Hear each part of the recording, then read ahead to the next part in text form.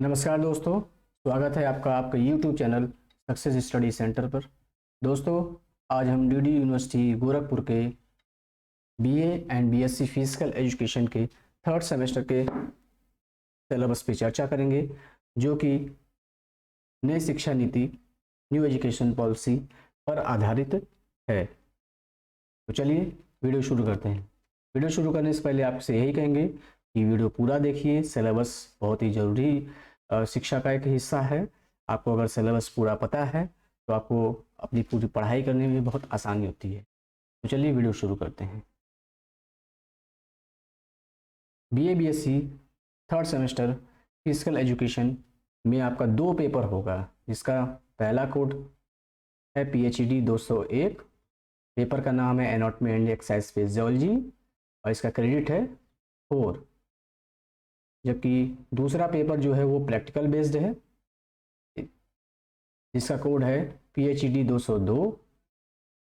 Paper का नाम है हेल्थ एंड फिजियोलॉजी और इसका क्रेडिट है 2। तो पहला जो आपका पेपर है उसके बारे में हम लोग उसके पूरे यूनिट्स के बारे में हम लोग चर्चा करेंगे।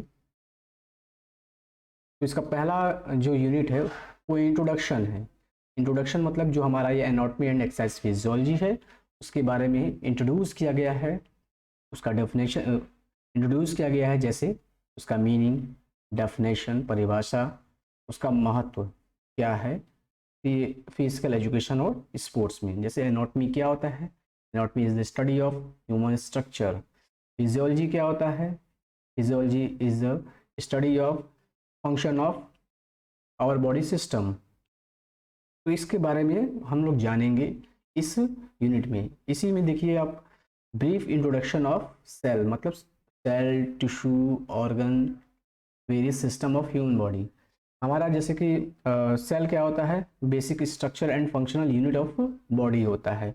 ऐसे टिश्यू, जब ढेर सारे एक जैसे सेल्स मिलते हैं तो उनको टिश्यू कहते हैं। जब ढेर सारे टिश्यूज मिलते हैं ऑर्गन बनता है, ऑर्गन बनता है ढेर सारे तो सिस्टम बनता है, सिस्टम बनता है कई तो उससे हमारा पूरा बॉडी बनता है। तो ये एक दूसरे से ये कनेक्टेड है। तो आपको ये एक एक को पढ़ना है। जैसे सेल क्या होता है, सेल की खोज किसने की, सेल के जो ऑर्गन्स हैं, उसके पार्ट्स हैं, उसके बारे में। जैसे माइटोकॉन्ड्रिया का नाम आपने सुना होगा, सेंट्रोसोम सुना होगा, न्यूक्लियस सुना होगा, इन सब के बारे में पढ़ेंगे। ऐसे टिश्यू है तो टिश्यू क्या होता है, उसके प्रकार क्या हैं, उसके अलग अलग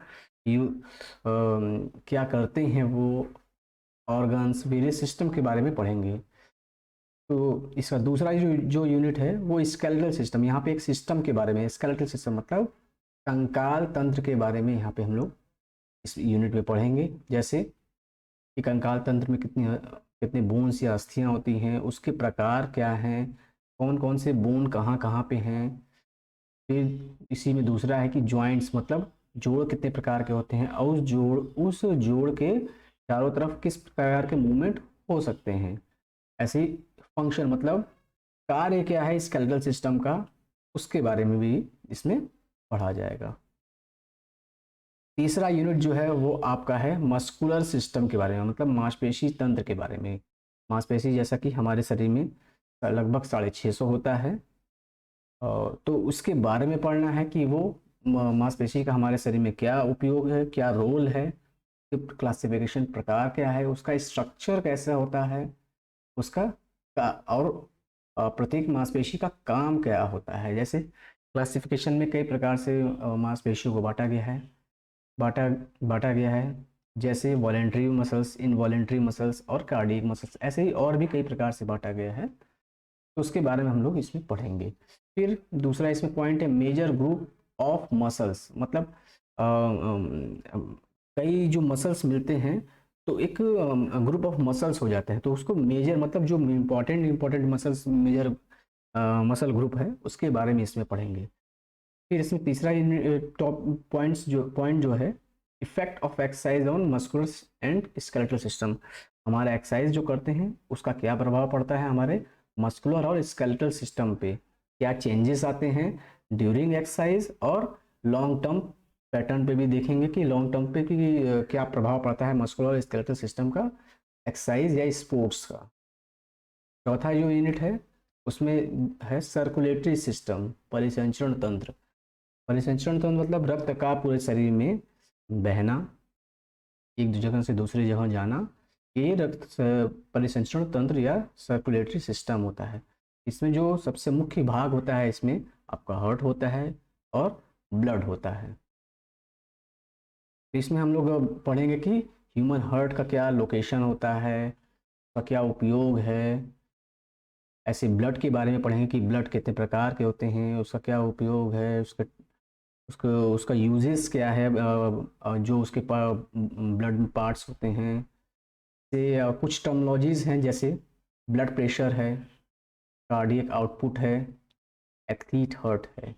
ब्लड प्रेशर और इसके अलावा ब्लड के फंक्शन और mechanism of blood circulation. Mechanism मतलब हमारे बॉडी में ब्लड कैसे पूरे शरीर में दौड़ता है, उसके बारे में मैकेनिज्म हम लोग उसके बारे में जानेंगे। उसके जैसे पल्मोनरी सर्कुलेशन होता है, सिस्टमैटिक सर्कुलेशन होता है, इन सब के बारे में जानेंगे।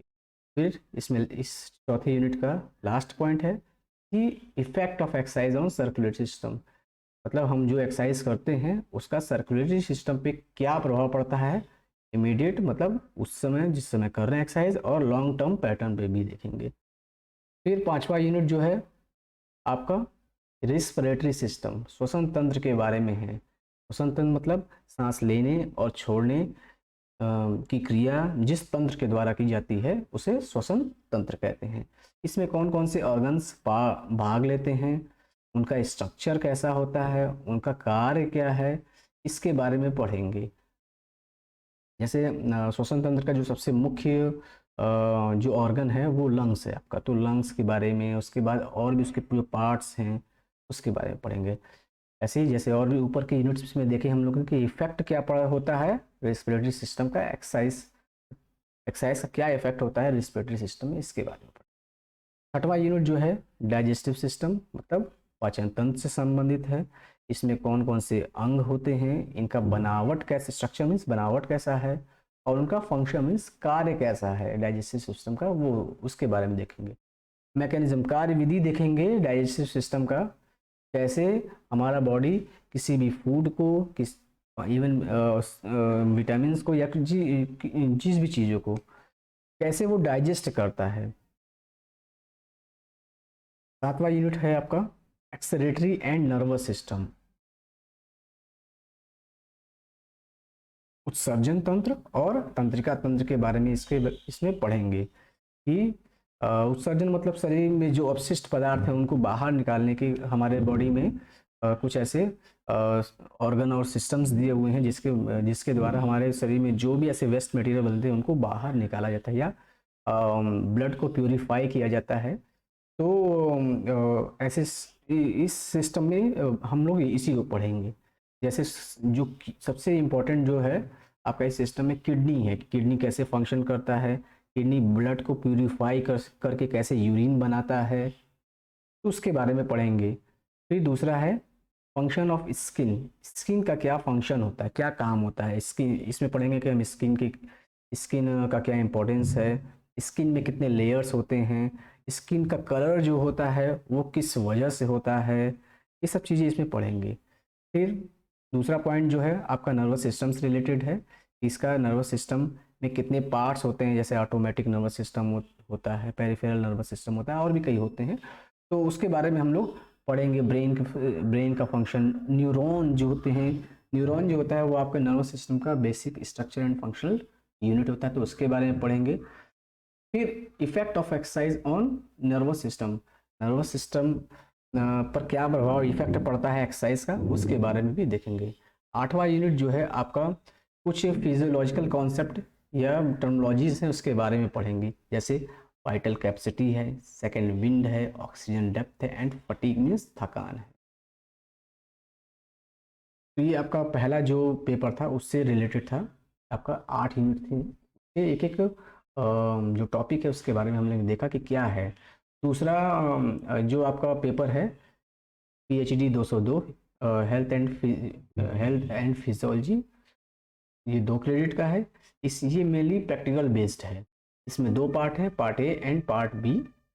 ये आप देखिए, पार्ट ए है और पार्ट ए में क्या है कि draw a label diagram of any two body system. आपको क्या करना है कि डायग्राम बनाना है किसी दो सिस्टम के बारे में। बॉडी सिस्टम जो होते हैं, जैसे आप सर्कुलेटरी सिस्टम का बना सकते हैं, स्केलेटल सिस्टम का बना सकते हैं, उसका एक डायग्राम बनाना है आपको चार्ट पेपर पे या थर्माकोल पे, इस तरीके का मॉडल या बना। दूसरा है आपका मॉडल बनाने का, system of human body model भी आप इसमें बनाएंगे। फिर तीसरा है learning of measuring height, weight, waist circumference and hip circumference, waist hip ratio, इसके बारे में इसमें जानेंगे। जैसे हाइट जो मेज़र किया जाता है वो स्टेडियोमीटर से मेज़र किया जाता है, कि होता है इंस्ट्रूमेंट स्टेडियोमीटर, उससे किया जाता है। वेट उसका मेज़र करना सीखेंगे हम लोग। वेस्ट सर्कमफ्रेंस मतलब कमर का गोलाई, इसके बारे में कैसे मेज़र किया जाता है उसके बारे में पढ़ेंगे। हिप सर्कमफ्रेंस आपके हिप को कैसे मेज़र किया जाता है उसके बारे में, और वेस्ट हिप रेशियो निकालने के बारे में इसमें पढ़ना है। तीसरा है learn to measure blood pressure using sphygmomanometer. जो अब इसमें क्या करना है इस पॉइंट में कि हमको ब्लड प्रेशर क्या होता है, जब हमारे हार्ट से ब्लड बाहर निकलता है, हार्ट द्वारा पंप किया जाता है, तो उस समय जो हमारे ब्लड वेसल्स पे के दीवार पे वॉल पे जो प्रेशर पड़ता है उसे कहते हैं ब्लड प्रेशर कहते हैं। इसको मेज़र करने के लिए एक इंस्ट्रूमेंट होता है जिसका नाम होता है स्फिग्मोमैनोमीटर। तो वो कैसे यूज़ किया जाता है और उसके थ्रू कैसे हम ब्लड प्रेशर को मेज़र करते हैं, ये इसमें जानेंगे। का पार्ट बी जो है इसमें क्या दिया हुआ है कि first aid and rehabilitation. First aid किसे कहते हैं? कभी भी चोट लगने के बाद जो पहला उपचार दिया जाता है उसे फर्स्ट एड कहते हैं। इसमें फर्स्ट एड के बारे में पढ़ेंगे। फर्स्ट एड एक देने का तरीका होता है DRABC, इसके बारे में हम जानेंगे कि क्या होता है और कैसे ये ट्रीटमेंट फर्स्ट एड दिया जाता है। First aid for haemorrhage, fracture, strain, ये कुछ इंजरीज हैं, उस समय हमको क्या फर्स्ट एड देना चाहिए, इसके बारे में इसको पढ़ना है। फिर प्राइसर भी एक क्या होता है, एक टेक्निक है आपका फर्स्ट एड देने का, उसके बारे में पढ़ेंगे हम लोग। फिर अगला पॉइंट है कि स्कूल हेल्थ कार्ड ये कैसे बनाया जाता है। फिर इसके बाद फर्स्ट एड में क्या क्या फैसिलिटीज़, मतलब आप फर्स्ट एड में बॉक्स में या स्कूल कॉलेज में क्या क्या फैसिलिटीज़ फर्स्ट एड में होना चाहिए, उसके बारे में देखेंगे। फिर टाइप्स ऑफ रिहैबिलिटेशन के कितने प्रकार होते हैं के बारे में इसमें पढ़ना है। रिहैबिलिटेशन क्या होता है, जब कभी भी चोट लग जाए या ऐसे इंजरीज हो जाए उसके बाद हमको जो रिकवरी किया जाता है कि वापस हम अपने नॉर्मल लाइफ में या स्पोर्ट्स को दोबारा स्टार्ट कर सकें, तो उसको करने के लिए जो हम लोग टेक्निक या ऐसे ट्रीटमेंट किया जाता है उसको रिहैबिलिटेशन कहते हैं। तो इस प्रकार हमने DDU गोरखपुर यूनिवर्सिटी के BA BSc फिजिकल एजुकेशन के थर्ड सेमेस्टर के सिलेबस पे हमने चर्चा किया, जो कि नई शिक्षा नीति पर आधारित है। आपसे एक बार फिर मैं कह रहा हूँ कि आप पेपर आप पढ़ने से पहले सिलेबस जरूर से देखें, और अपने मित्रों को जो आपके साथ पढ़ते हैं या आप जिनको जानते हैं कि जो फिजिकल एजुकेशन में इंटरेस्ट सब्जेक्ट पढ़ रहे हैं, भले ही आपके साथ नहीं हो, तो उनको भी आप ये वीडियो ज़्यादा से ज़्यादा शेयर करिए, चैनल को सब्सक्राइब करिए। इससे आपको जो भी वीडियोस इस रिलेटेड होंगे वो आपको मिलेंगे। तो आप चैनल को सब्सक्राइब भी करिए, लाइक करिए वीडियो को। बहुत उम्मीद है आपको वीडियो पसंद आया होगा। बहुत बहुत धन्यवाद।